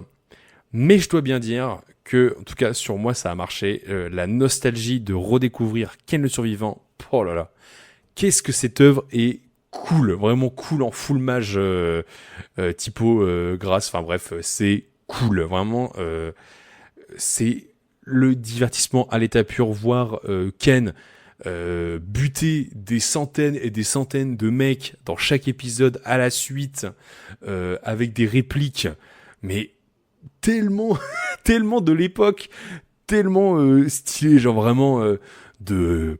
Tu me parles moustique. ça me fume. Vraiment, c'est limite. J'aurais trop kiffé faire un jour dans ma vie des doublages uniquement de Ken le survivant, parce que je sais pas, c'est tellement kiffant de prendre les répliques et juste de les mettre en français. Genre, il y a vraiment des trucs de fou. Bah, El Famoso, tu ne le sais pas encore, mais tu es déjà mort. Enfin, vraiment, c'est tellement dans son jus. Et je trouve qu'en Tu l'as vu en VF ? non, du coup, non. Après, j'ai mis 2 secondes j'ai testé 2 secondes en VF, c'était vraiment catastrophique. Mais après, D'accord. mais alors que pour le coup, la VF des années 90, elle est vraiment à mourir de rire. Là, ouais, j'ai vraiment passé un bon moment. C'était vraiment chouette. 14 épisodes vraiment solides qui enchaînent bien l'histoire. En fait, je pense que c'est très bien. En fait, plutôt pour ceux qui ont déjà vu Game des Survivants et qui veulent juste revoir les meilleurs passages, enchaîner assez rapidement, pas de filler, rien, aller droit au but. Et c'est vrai que pour moi qui a vu la série des années 90, c'était archi divertissant, ça m'a mis plein de souvenirs. Enfin, vraiment, j'ai passé un trop bon moment à redécouvrir cet univers. Donc, voilà, c'était mon petit point sur le remake de Hokuto no Ken. Moi, j'ai passé un trop bon moment. Vraiment, c'est tellement marrant. Enfin, en fait, c'est full premier degré, mais moi, je pense tellement à la rigolade. Enfin, vraiment, c'est vraiment d'époque. Et puis, tu sens aussi qu'il y a tu vois les aspects que Araki a repris pour faire son jeu bizarre aventure. Enfin, tu sens la patte graphique, elle vient de là, quoi. Puis je suis désolé, enfin, Jonathan Joestar, c'est juste Ken le survivant. Enfin, c'est vraiment les mêmes persos. Donc, mais en fait, ce qui me fume, c'est que Jonathan Joestar, c'est le design de Ken, mais Jotaro, c'est la personnalité de Ken, en fait. Et c'est très très drôle à constater. Donc voilà, c'était très chouette. Bon, maintenant, on va rentrer dans notre top de la saison. Donc, un peu il y a vraiment 6 œuvres. Il y en a 5 qui étaient vraiment très bien et une qui était vraiment exceptionnelle. J'ai trouvé cette saison. Et je pense qu'on peut parler en premier de Mariage Toxine, Cédric, parce que pour le coup, vraie surprise et c'était trop bien. Ouais, c'est très bien, très drôle aussi, finalement, parce que moi je m'attendais justement à un truc un peu plus sérieux et tout, un peu basique dans ce terme-là, mais en fait non, c'était extrêmement drôle, cette espèce d'espion vraiment dans un espion qui utilise vraiment que des techniques de poison, etc. Et tout, et qui au final a juste trop du mal à juste trouver une femme, etc. Et du coup il essaie d'avoir plein de dates à la fois, et sauf qu'il n'y arrive pas du tout, il fait n'importe quoi, c'est trop ça, mais hilarant. Et puis même des fois il y a des scènes à la con de genre avant t'as un flashback d'une scène en mode émotion où t'as le grand-père qui va mourir, et t'as le grand-père qui dit à sa fille: oublie pas de te bourrer la gueule, bois beaucoup d'alcool. C'est trop drôle. Et puis même des affrontements qu'il y a entre les espèces de méchants, où t'as un gang d'animaux qui débarque et tout, t'as le mec qui les explose en 3 secondes, et tu vois juste les pauvres animaux par terre en train de faire des petits oh réveille-toi, des trucs comme ça. Non, pour le coup c'est vraiment hilarant. Donc non, pour le coup, et même c'était très mignon par moment, les petites interactions entre les personnages féminins, etc. Et justement ce personnage là, c'est très très chouette. Moi j'ai beaucoup aimé. Super mélange de 3 genres. En fait, t'avais le côté shonen, combat hyper bien traité, vraiment. Alors les pouvoirs super original, chorégraphie de combat top, animation vraiment à fond quoi. Vraiment, le studio il s'est dépassé. Tu sens qu'un certain Jutsu Kaisen est passé par là à certains moments, tellement c'était vraiment travail de précision, quoi. T'as l'aspect romance, harem, date, etc. Plutôt bien géré aussi, vraiment, t'es pris dans les émotions et t'es content pour Gero, du coup, qui arrive à se sortir de là, qui arrive à se faire des rencontres, et puis tu te rends compte que c'est quelqu'un qui est vraiment bien, qui est vraiment une personne sensible et qui est à l'écoute des autres, qui laisse d'abord parler les autres avant de parler de lui, et c'était très cool de voir ça. Et puis aussi, le troisième genre, le côté comédie à fond, quoi. C'est burlesque au possible. En fait, on va dire que le côté shonen et romance vit ensemble, mais tout ça sur le fil rouge de l'humour, et ça vit hyper bien dans l'écosystème du truc. Enfin, vraiment, c'était très très cool à regarder. Puis comme j'ai pu le dire, voilà, les combats, enfin vraiment que des pouvoirs top, ça changeait d'habitude. Les chara-design, trop bien. Je les ai trouvés tous stylés de malade, même les petits lieutenants secondaires méchants de merde. Enfin, c'était cool. Moi, je suis désolé, le mec avec ses mouettes, il m'a fumé. Vraiment, j'ai trouvé ça à mourir de rire. Alors que c'était vraiment un personnage archi secondaire. J'ai un peu plus de mal quand même sur la fin. J'ai trouvé l'arc des bêtes un peu too much, mais j'aime pas trop, moi, de toute façon, les méchants qui utilisent les animaux, etc. Je trouve que c'est rarement très inspiré visuellement et en termes d'histoire. Oui. Le coup des fantômes, le coup des fantômes. Oh. Oh, ouais, c'était vraiment pas fou. Et puis même, à aucun moment j'ai compris une seule fois les intentions et les enjeux du méchant. J'étais vraiment, à chaque fois, j'étais en mode, mais du coup, pourquoi il fait tout ça? Parce que moi, je comprends pas du tout là, pourquoi il fait ça. Il fait juste ça pour être méchant ou il y a un truc derrière? Et j'étais un peu en mode, pas compris. Et donc ouais, j'ai trouvé cette partie-là un peu longue. Et puis surtout, on avait vraiment là, il y avait plus d'histoire de romance, d'humour et tout. Il y avait plus de blagues. Hein. C'était vraiment que de la bagarre, que de la bagarre. Et c'est vrai que c'est quand tu voyais comment c'était traité avant, ça manquait un petit peu quand même. Je trouvais que j'étais un peu en mode bon, c'est quand qu'on rigole un peu là. Euh, mais à part ça, ouais, c'est Mariage Toxine, très très cool. Ouais, moi j'ai passé un moment délicieux devant Mariage Toxine, belle découverte. Donc franchement, j'espère qu'il y aura une saison 2. Hein. Ah, vraiment, j'espère. Parce que, Oui, c'était annoncé. Ah, c'était annoncé, bah super. Et bah vraiment Oui, très en hâte. hiver 2027, Mais super. Bah trop hâte de découvrir la suite parce que franchement, Mariage Toxine, très très belle découverte.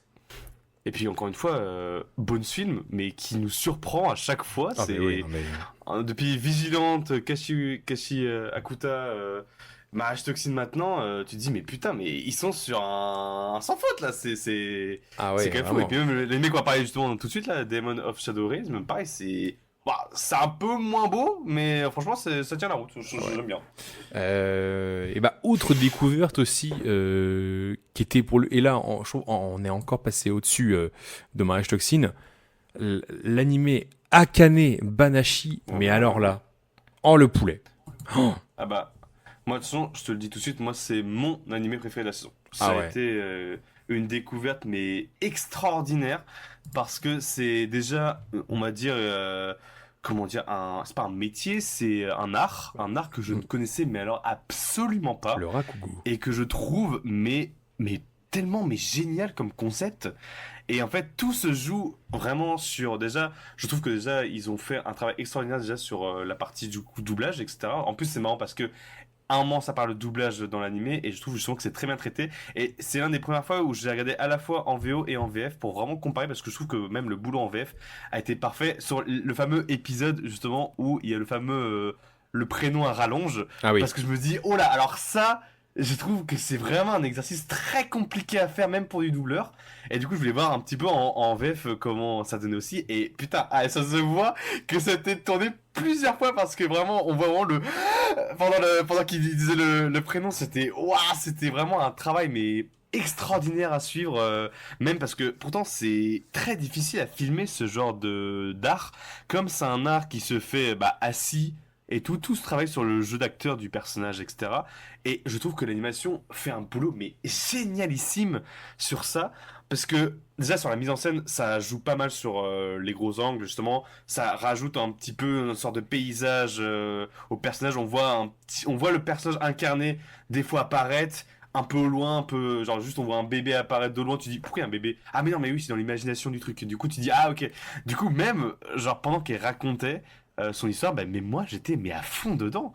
Et ce que je trouve ça bien, c'est que comme nous occidentaux, on est en Occident, donc on n'a pas forcément les refs d'histoire japonaise, et ben je trouvais ça très sympa qu'en gros à chaque fois que qu'elle commençait une histoire, on nous expliquait vraiment bah, de quoi ça parlait déjà, de quelle histoire ça raconte, le contexte et tout, et machin machin. Et je trouve que ça a été très bien traité parce que du coup on nous explique c'est quoi l'histoire, maintenant on voit comment ça se joue sur scène, comme c'est des textes apparemment très connus au Japon. Et du coup, bah maintenant, t'es importé dedans. Et moi, tout ce que j'ai envie, c'est de voir dans la vraie vie ce que ça donne, quoi. Ouais, grave. Parce que c'est tellement un travail de malade, de précision, de mental, de voix, parce que faut pas perdre le fil. Et justement, j'adore toute cette partie au début de cette fille un petit peu excentrique qui veut absolument se donner à fond. Et justement, quand tu te retrouves face à un public qui justement est pas adapté forcément à ton temps de parole qui est un peu trop rapide, etc. Parce que, comme moi par exemple, j'ai tendance à parler un peu vite, tu vois, par exemple. Et du coup, il n'y a pas forcément des personnes qui vont essayer de comprendre ce que je raconte parce que moi j'ai toujours été habitué comme ça. Et j'ai trouvé ça vraiment mais au top que l'épisode 2 nous dise écoute, c'est très bien ce que tu fais.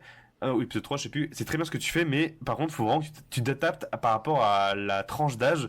Du coup, c'est pour ça qu'on va t'emmener dans un restaurant, faire serveuse, et comme ça, tu vas apprendre avec la clientèle, ce que c'est ta demande, etc. Et apprendre à diriger ta voix grâce à ça. Et du coup, juste après, elle enchaîne dans une maison de retraite. Et comme c'est des personnes âgées, il faut avoir un rythme un peu plus lent, mais quand même assez pertinent. Et le fait que du coup, elle commence à avoir un rythme un peu lent, à être un peu proche du public, et commencer quand même à parler un petit peu plus vite sur le temps, mais qu'ils sont tellement encadrés dans ce qu'elle raconte que du coup ils arrivent à suivre alors qu'elle parle rapidement. Mais je trouve ça tellement intelligent comment ça a été écrit et conçu comme animé que waouh, ça m'a marqué, et même moi je trouve que ça m'a vraiment touché profondément, parce que ça a toujours été un travail que j'ai toujours aussi, essayé de faire aussi sur moi. Le temps de parole, le parler, etc. Comme on a eu un animé comme ça aussi qui parlait de ça justement sur l'éloquence, etc. Il y a enfin la saison, enfin l'année dernière, il y a eu un Ah animé qui parlait de oui, ça. oui, oui, oui, oui, exact, ouais. Je sais plus c'était quoi le nom, mais qui était génial. Et non, ça m'a vraiment touché en plein cœur. Et ce que je trouve top à chaque fois dans ce genre d'animé, c'est que on a entre guillemets une sorte de conclusion, tu vois. Sans vouloir trop rentrer dans les détails, parce que c'était pas un anime très populaire, j'ai vraiment envie que vous le découvrez. On a une sorte de conclusion qui peut être vue comme un accomplissement au personnage, et tu te dis bah voilà, le personnage a eu une interrogation au début, elle a eu sa réponse, elle a eu, on va dire, sa une espèce de récompense, et tu dis, bah voilà, en fait, là, Ouais, l'animé, tu peux le terminer ici, c'est parfait. On sait qu'il va y avoir une suite, évidemment, parce que ça te laisse sous-entendre qu'il y a quelques points à aborder, etc., par rapport à plusieurs concurrents, etc., mais je trouve ça, extraordinaire, quoi. En termes, comment c'est fait comme animé de A à Z, c'est vraiment extraordinaire. Comme ouais, Journal vraiment. Witch Witch l'année dernière, enfin, le saison dernière, qui était parfait aussi sur ce niveau-là, quoi. En fait, ouais, l'arc est allé du début du à un point A à un point B. Les personnages ont évolué, le scénario a évolué, l'interrogation principale a été levée et on passe à autre chose, quoi. Et c'était très appréciable. Ouais, non, franchement, Akane Banashi sur le Rakugo, trop bien, passionnant, personnage top, chara design super, de belles histoires de passion, de famille, d'amitié, de travail, enfin vraiment top. Et puis vraiment, vous allez vraiment découvrir un univers hyper space qui est celui du Rakugo. Enfin vraiment, c'était trop bien. Et comme a dit Cédric, quoi, ça donne vraiment envie d'aller écouter du Rakugo en vrai. Bah, je vais voir un peu sur YouTube à quoi ça ressemblait. Ouais, c'est waouh, c'est fou, hein. Mais en fait, le truc, c'est que comme c'est anglais-japonais, bah, je comprends pas ce qui se raconte, mais en fait, juste tu regardes par rapport aux expressions faciales des gens, et tu dis, ah ouais, putain, quand même, le talent des gars, c'est quand même extraordinaire, quoi. Ouais, non, c'est Tout fou. en étant assis quand même, je trouve vraiment, mais c'est un talent de fou de faire ça. Vraiment, c'est incroyable. Complètement. Euh, Autre œuvre qui a, pour moi en tout cas, été très marquant, Cédric, que tu n'as pas regardé, il me semble, parce que t'es pas Bah, en encore à fait, jour. j'ai voulu tenter la saison 1, j'ai pas accroché au concept. Aïe, J'ai aïe, je vraiment pas aimé. capte. J'ai pas aimé, mais faut que je me relance parce que je trouve ça un peu rigolo quand même. Mais j'ai eu du mal sur la saison 1, hein. Donc ouais, Donc donc bon, là c'est pas on grave. va parler de Doro et Doro saison 2. Moi là de base un animé que j'adore, que je trouve exceptionnel, que ça soit l'univers, les personnages, les couleurs, l'ADA, enfin vraiment j'adore. Et la saison 2 c'est terminé là cette saison et bordel de merde. Qu'est-ce que c'est exceptionnel quoi. Enfin vraiment c'est trop bien le scénario, je vous jure, il m'a tellement embarqué à fond, vraiment j'étais dedans, j'avais vraiment envie de savoir comment ça allait terminer cette histoire de double identité, de dysfonctionnement de la personnalité, en même temps saupoudré de flashbacks, etc. Enfin moi j'étais vraiment dedans, et puis toujours cet univers mais complètement barré, cette espèce de violence gore constante qui est partout. Enfin, vraiment, le monde de Doro et Doro est violent, mais genre tout le temps. Le nombre d'hémoglobine qu'il y a dedans, vraiment, c'est fou. Et c'est drôle. Vraiment, je me suis revu je me revois à me taper des barres sur les épisodes. Vraiment, c'était vraiment le feu. Et vraiment, j'ai passé un trop bon moment. Et là, j'ai tellement hâte de découvrir la saison 3. Je pense que ça va être la dernière, du coup, j'ai l'impression qu'il va conclure, ou alors en tout cas conclure tout ce premier arc. Et trop bien. Les révélations, j'adore. J'ai trouvé le scénario vraiment malin du début à la fin. J'ai jamais trouvé ça incongru ou mal écrit. Ils ont osé tuer des persos qui étaient super importants et qu'on n'aurait jamais cru voir morts à un moment donné. Et je valide fort ce choix-là. Donc, non, franchement, Doro et Doro saison 2, waouh, impressionné. du travail fait est impressionnant au vu de l'histoire qui est dépeinte. Je ne peux que saluer le travail encore une fois de Mappa sur l'œuvre qui encore une fois nous pond une masterclass. Donc vraiment Doro et Doro saison 2, trop bien. On va rentrer dans le top 3 un peu objectif selon nous de la saison. Vraiment les 3 grosses sorties, on s'est vraiment dit ok, c'est vraiment pas mal, dont une qui est mon animé favori, mais on vous en reparlera à la toute fin.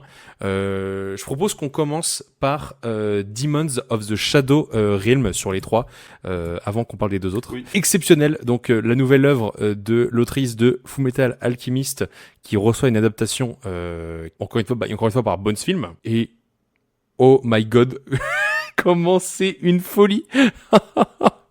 Non, c'est très bien, ouais. C'est très bien. Ah ouais. Non, franchement, alors, pour ceux qui auront vu FMA, je trouve qu'on retrouve quand même certains patterns narratifs qui reviennent,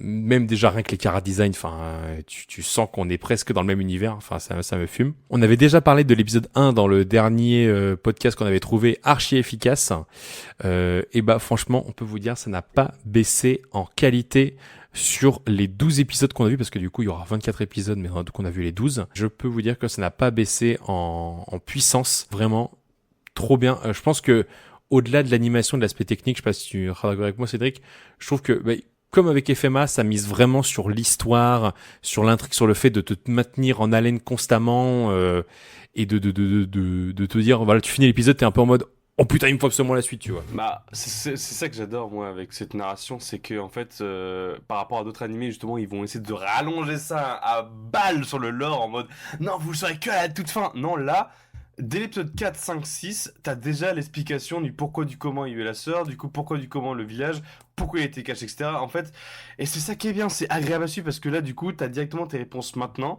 mais tu te dis, mais du coup, il y aura plus rien à raconter après, du coup, mais si, justement, il y a tellement de trucs, justement, à raconter en plus de ça, que tu rentres dans tes émotions, il y a une bonne narration qui suit, t'as un gros méchant forcément qui va arriver, et non, franchement, je trouve que ça s'enchaîne super bien, c'est ultra pertinent en termes de lore, parce que, après, bon, moi, il y a un truc où j'ai un petit peu plus de mal, c'est ce fameux personnage qui, du coup, est dans le monde d'époque, qui se retrouve dans le monde moderne, et qui est en mode, ah, mais qu'est-ce que c'est que ce monde? Mais c'est quoi une voiture? Mais qu'est-ce que c'est que ça? Bon, après, du coup, c'est un peu humoristique, parce qu'ils disent, il y a 12 chevaux, il y a plein de chevaux dedans, et ça roule, voilà. Et des mondes, ok.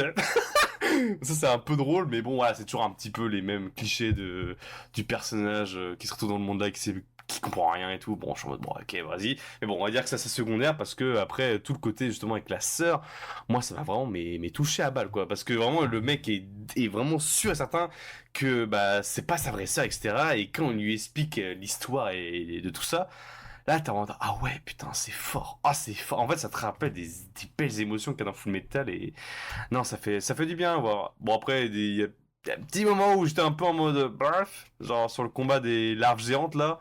Bon. Ah oui. Alors, c'est pas extraordinaire, et puis c'est pas très subtil le méchant, en mode le mec un peu louche depuis le début, c'est le méchant là avec le papillon là. Oh bon. J'avais pas même venir. Bon, après c'est un animé d'époque, donc enfin un manga d'époque, donc ça pardonne, mais bon voilà, mais c'est encore une fois super à suivre, et franchement allez-y, foncez-y si vous avez kiffé Full Metal, parce que c'est dans le top 1 de tout le monde de manga préféré, mais allez-y, regardez celui-là aussi, c'est tout aussi top. Ah ouais, non, vraiment trop chouette, foncez. Et attention, hein, tu sais que c'est pas si d'époque que ça, hein. Tu sais en quelle année est sorti le premier chapitre? C'était pas 2008 ça? Non, 2021, mec. Ah mais d'accord, putain, je pensais que c'était plus vieux que ça. Ah non, c'est la dernière œuvre en cours de l'autrice, en fait. D'accord. Ah mais mec, le manga, frère, on dirait un manga 2005 pourtant. Mais parce qu'on est biaisé, parce que pour le coup, comme FMA, c'est vraiment vieux aujourd'hui, revoir ces chara-design là, on se dit ah oui, donc c'est une œuvre vieille, alors que pas du tout, en fait, c'est juste son style graphique à elle, quoi. Mais ouais, non, pas si vieux que ça, et non, mais vraiment, vous pouvez y aller les yeux fermés, c'est vraiment une tuerie. Demons of the Shadow Realm, vraiment trop bien. Bon, allez, on a assez fait durer le suspense. Oui, on sait, c'est sorti cette saison, on va vous parler de Witch at Atelier. Allez, on va en parler. Et je pense qu'on va tout de suite dire un truc, on va pas faire les mecs un peu différents, oui, quoi. C'est bien. Oui, c'est super, mais oui, c'est très bien votre bon, animé, votre là. animé, c'est bon, on a compris. Oh là là, oh vous nous saoulez là. C'est bon, allez, oui. Oui, non, c'est extraordinaire. C'est très très beau. Il y a rien à dire. C'est parfait en termes de mise en scène de combat, toute la partie avec le labyrinthe et le dragon. Mais oh là là, comment je crois sa mère, c'est tellement magnifique. Mais et encore, je trouve que l'animé qu'on parlait après est quand même un peu mieux en termes d'animation. Mais bon, bref. Non, en termes Enfin, en termes de bref. décor, waouh, c'est quoi, c'est Madao qui fait ça? Eh ben, c'est Bugfilm, mais oui, c'est Bugfilm qui Ah. revient. Bah non, mais ils ont fait un travail extraordinaire. Et c'est ce que je disais justement, je m'en souviens maintenant dans l'épisode 1, c'est qu'en fait, c'est le genre de studio qui là prennent vraiment, je pense, leur temps pour faire vraiment des animés, enfin vraiment des décors magnifiques, des mises en scène extraordinaires et tout. Et je pense que au moins c'est un animé qui nous prend pas pour des merdes et qui prennent vraiment le temps de nous montrer une vraie adaptation du manga. Et je pense que ça a été très bien respecté au vu d'avoir vu quelques planches passer.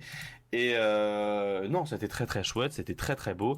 Le seul petit truc que je peux noter, c'est que comme pour Dan Danam saison 1, je crois, ou 2, ça se coupe d'un coup. Ah ouais. Ah bah alors là, c'est vraiment, t'es en milieu d'une action et bam, fin de saison. C'est en mode, ah d'accord, ok, bon bah on reviendra la prochaine fois, mais c'est en fait, du coup, c'est un peu frustrant, je trouve quand même de couper sans vraiment un gros cliff. Enfin, il y a une sorte de cliffhanger, mais c'est pas vraiment un cliffhanger notable, quoi. Et je trouve que c'est un peu trop brut. Et comme un animé, tu vois, en 13 épisodes, bah, je trouve qu'il manque un truc quand même de conclusion réelle, tu vois, comme on a eu par exemple sur Akanabe Banashi, qui là, pour une fois, il y a une vraie conclusion. Bah, j'aurais quand même bien voulu avoir ce moment de conclusion vraiment et pas nous frustrer à ce point-là, comme on a eu sur Damnana par exemple. C'est vrai que ça était un petit peu dommage sur ça, mais bon, après tout le reste, évidemment, Mais oui. ouais. Ouais, tout est incroyable, hein, c'est bon. Mais ouais, Witch at Atelier, la mise en scène, mais c'est dingue. Le studio, ils ont roté du sang dessus, c'est pas possible, c'est fou. Et comment les mouvements, les gestes, le travail sur comment les personnages se déplacent dans l'espace, c'est beau, putain, c'est beau. Le personnage de Coco, mais adorable, juste adorable. Ce personnage est trop bien, enfin vraiment maîtrisé, développé. Elle évolue constamment, elle grandit, elle apprend de ses erreurs et tu sens qu'en même temps, elle évolue dans une nouvelle société, mais qui est tellement pas fait pour elle. Elle est tellement naïve, elle a tellement un regard, mais encore beaucoup trop enfantin en fait sur cette société-là et c'est la disparité entre la vision et la réalité est fou et puis vraiment ah oui non c'est fou et puis le travail sur les sorts, comment ils dessinent ça, comment ils invoquent les sorts, comment ils se matérialisent, comment on arrive à mettre en place plein de procédés basiques pour former des sorts complexes. Enfin ouais, il y a une vraie, j'ai aimé le travail, le fait qu'il y ait il y a un vrai côté scientifique, mathématique sur le fait d'appliquer la magie et j'ai trouvé ça moi vraiment très cool. Donc ouais trop bien et puis vraiment l'histoire elle m'a bien accroché, hein. Franchement, j'avais vraiment envie de savoir ce qui se passe. Et là, j'avoue que je me tâte presque à lire le manga tout de suite pour tout de suite savoir ce qui se passe. Comme j'avais pu faire avec Mashle ou avec One Punch Man où j'étais en mode oh ouais non, mais là vous me laissez pas comme ça. Là j'y vais direct. Je bouffe tout et on voit après. Hein. Mais ouais, mec, Gashakuta, vraiment, c'est vraiment très cool, belle découverte. J'ai vu que la saison 2 était déjà annoncée, bien sûr. Vu comment ça se termine, c'était évident qu'il allait avoir une saison, et puis vu la hype, évidemment, quoi. Donc, vraiment, Witch at Atelier, peut-être une des plus grosses masterclass de la saison et de l'année, je pense que ça sera dans le top de beaucoup de monde à la fin de l'année. Alors que je joue. Tellement ça a marqué, alors que je joue, putain. Je pense qu'il sera même le top 1 pour certains de l'année 2026, vraiment tant ça a marqué, ça a fait réagir et ça a interpellé du monde, quoi. Un peu l'effet Frieren, quoi, finalement, dans ce sens. Un peu l'effet Frieren, Ouais. Ouais, même carrément l'effet Frieren. Mais j'en abuse moins, quand même, je trouve. Parce que Frieren, c'était vraiment abusé. Mais là, je trouve que ça va quand même. Laissons-lui le temps, il vient de se finir. Laissons-lui le temps de vivre tranquillement dans la critique. On va voir ce que ça c'est- donne. Mais du coup, Bon, allez, on en parle, allez. du coup, Witch at Atelier n'est pas notre top 1 objectif, même s'il n'y a rien n'est vraiment objectif, mais voilà. Sur le papier, voilà, c'est pas notre top 1 favori. Il y a une œuvre qui est sortie cette saison. Et je suis désolé, mais ça a mis à terre tous les animés sortis cette année, je trouve, en termes esthétique et histoire. C'est une tempête. Ah ouais, mais une tempête, mais genre sale. On va vous parler de Nippon Sengoku. Oh là là. Oh là là. Putain, oh là là. Moi, j'étais vraiment accroché, mais du début à la fin sur cet animé. Mais qu'est-ce que c'était, mais incroyable. Je pense que c'était un peu plus dedans dans l'animé, donc je t'ai laissé parler, mais juste un truc de mise en scène que je trouve incroyable, c'est le coup du pont avec le thé. J'ai jamais été aussi stressé, et à la fois j'avais tellement envie que la chose se passe, et quand la chose s'est passée, et en plus le fait que sans spoiler, que la scène en feu soit en mode 3D en plus, oh là là, le pic of cinéma, c'était extraordinaire. Bref, je te laisse un petit peu débiter dessus. Non, mais déjà, bravo au studio Kafka d'avoir fait quelque chose d'aussi qualitatif. Et maintenant, je suis rassuré que vous vous occupez d'adapter le 3e film Mononoke et Bigami. Je sais que ça va bien se passer, donc merci de m'avoir rassuré.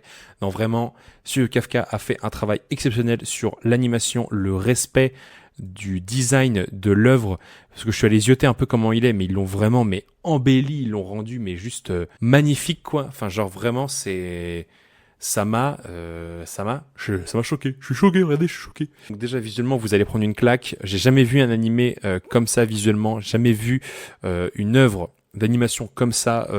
Ça m'a retourné de l'épisode 1 jusqu'au dernier épisode, et je peux vous dire que quand j'ai fini l'animé, j'étais frustré parce que je savais que c'était terminé et que je n'allais pas revoir l'œuvre avant je sais pas combien de temps, s'il y a toujours pas de saison 2 à annoncer en plus. Et puis alors l'histoire.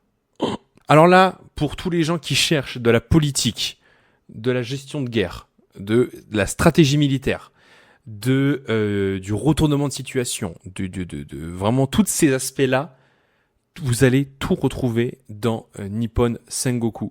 Vraiment, c'est maîtrisé de bout en bout. Chaque analyse a du fond. On comprend où ça veut aller. Il y a vraiment un point important entre la théorie, l'application sur le terrain, qui est pas la même. Et en plus de ça, pour faire la guerre, c'est important de connaître sa culture de la guerre et sa culture militaire. Ça va citer énormément d'auteurs qui ont écrit sur ces sujets-là. Donc en plus de ça, on te rajoute un peu l'idée que avoir un peu de culture, c'est quand même un peu le minimum pour faire la guerre. C'est pas un truc de débile quand même. Faire de la stratégie militaire, c'est pas un truc de bourrin, et que faut avoir un peu de bagou quand même là-dessus. Et c'est mis en application, c'est bien compris, c'est bien cerné, et puis ça redouble d'inventivité dans comment on met en place tout ça et comment on se sort de situations désespérées. Puis en plus de ça, alors l'œuvre a pas du tout peur de tuer des personnages importants, de vous faire bien stresser quand un de vos personnages favoris va se retrouver bien dans la sauce, et tu vas te dire ok, c'est bon, là je dis au revoir, c'est ciao. Grosse pensée au général avec le cache-œil là, Ryomon. Oh là, qu'est-ce qui m'a fait peur cet enculé, j'ai vraiment me dire oh non, c'est bon, c'est fini, il va me faire chialer. Et non, en fait il est là. He's alive. Ça fait déjà une petite semaine que je viens de terminer l'œuvre, mais je pense qu'il va me falloir un peu plus de temps encore pour le digérer. Encore aujourd'hui, j'ai du mal à mettre des mots dessus, j'ai du mal à structurer ma pensée, tellement ça m'a mis une claque. Je lui ai pas mis la note parfaite, mais je me tâte vraiment à le faire parce que vraiment ça a été fou. Je pense que si je devais un peu le critiquer, c'est de trouver un aspect négatif. Est-ce que c'est pas des fois, est-ce qu'il n'y a pas quelques longueurs des fois? Peut-être, et encore, c'est vraiment chipoté parce que je trouve que le rythme est top, quoi. Surtout qu'en plus, même si t'as oublié ce qui s'est passé dans l'épisode d'avant, t'as un petit récapitulatif au début qui te rappelle bien ce qui s'est passé, et du coup, moi je trouve ça top. Ouais, et puis c'est même pas le récap chiant, mais parce non, que je trouve que même bien. Quand t'enchaînes les épisodes, moi j'avoue que je n'ai jamais skip le récap, parce que ça te rappelle, je trouve que ça rajoute des éléments en plus sur la stratégie militaire qui est actuellement mis en place, et où est-ce qu'on en est sur le plan militaire et tout, et j'ai trouvé ça trop bien. Donc je n'ai jamais skip, moi, ce petit récap. Et puis au passage, l'opening est exceptionnel. Voilà, vraiment. Ah ouais, non mais il est beau en plus, hein. Putain. Ah ouais, putain, il est beau. Beau. C'est le plus bel opening de la saison, hein, évidemment. Vraiment. Et pourtant, j'ai beaucoup aimé celui de Witch at Atelier. Il est vraiment sympa. Mais celui-là, oh là là, c'est un autre délire. Hein. Franchement, ouais non. Franchement, Nippon Sengoku, je sais pas quoi dire de plus. Vraiment, allez voir ça. C'est sur Prime Video. Foncez, vraiment Prime Video qui a sorti les gros budgets pour faire ça, parce qu'à mon avis, je pense qu'ils ont dû produire un peu en partie ce truc-là pour un peu aider. Donc vraiment merci à eux pour d'avoir sorti cette masterclass, en plus d'avoir respecté une sortie, la sortie hebdo qu'on kiffe, tu vois. Donc Ça, c'est cool, pas comme Disney Plus ou Netflix peuvent vraiment être chiants là-dessus. Là, vraiment, ils nous ont régalé. Donc, vraiment, Prime Video, on veut plus d'animés sur votre plateforme. Hein. Franchement, c'était vraiment appréciable. Donc, ouais, Nippo Sengoku, c'est juste mon chouchou de la saison et de l'année pour l'instant. Voilà, en gros, notre avis sur les œuvres qu'on a regardées cette saison. Donc, comme vous avez pu le voir, une saison quand même, globalement, là, si on sort un peu de l'euphorie nippone, globalement assez moyenne quand même. C'était sympathique. Il y a eu quelques petites découvertes vraiment sympas et voire excellentes, mais quand même beaucoup de moyens, beaucoup de mid, beaucoup de choses déjà vues. Et puis si on enlève les suites, ça fait encore moins à manger dans la saison. En même temps, on sortait une grosse saison aussi, donc j'ai envie de te dire que c'est un peu le... Ouais, c'est vrai que calme, l'entrée 2026 a été très concurrentielle, on va dire. C'est ça. Et du coup, tu te dis, putain, j'aurais bien voulu voir, je sais pas, un Oshinoko, justement, là-dedans, tu vois. Alors, au moins, ça aurait fait la...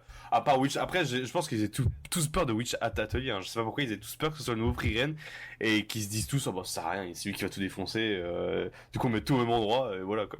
Bah ouais, peut-être. Il y a eu un truc comme ça. Mais voilà, c'était le printemps 2026. Merci de nous avoir suivis pour ce printemps 2026. Et encore une fois, désolé pour le retard qu'a pu prendre l'arrivée de cet épisode-là.